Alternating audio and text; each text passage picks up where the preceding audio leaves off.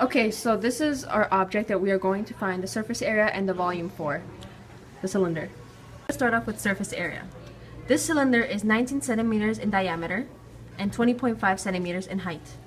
We're going to do the surface area of the cylindrical part of the cylinder. The formula for this is pi r squared. This formula needs radius, but because we don't have it, we look at the diameter, and what we do is 19 divided by 2 to find the radius, which equals 9.5. So we input that into our formula, so pi times 9.5 squared. I found the radius, you square it.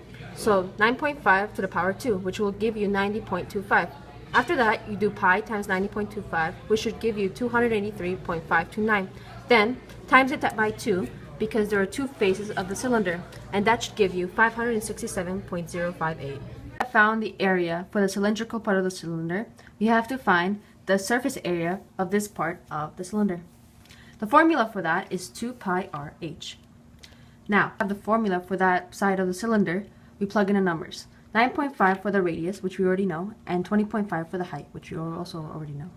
Now, what we do is do 9.5 times 20.5, and that will give us 194.75.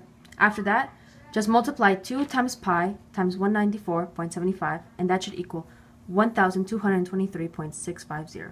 We have found the surface area for the cylindrical part of the cylinder and the rectangular part of the cylinder. We will add these two numbers to get the full surface area of the cylinder. So 567.058 plus 1,223.650. And that number should give us 1,790.708 centimeters. I found the surface area for the cylinder. Let's go to volume. So the formula for the cylinder to find the volume of the cylinder is pi r squared times h. Because of our previous calculations, we know the diameter, which is 19 centimeters, the height, which is 20.5 centimeters, and the radius, which is 9.5 centimeters. We just plug in those numbers into the formula. So pi, radius, which is 9.5, height, 20.5. Now just square 9.5, which will give you 90.25, and just leave the 20.5 there.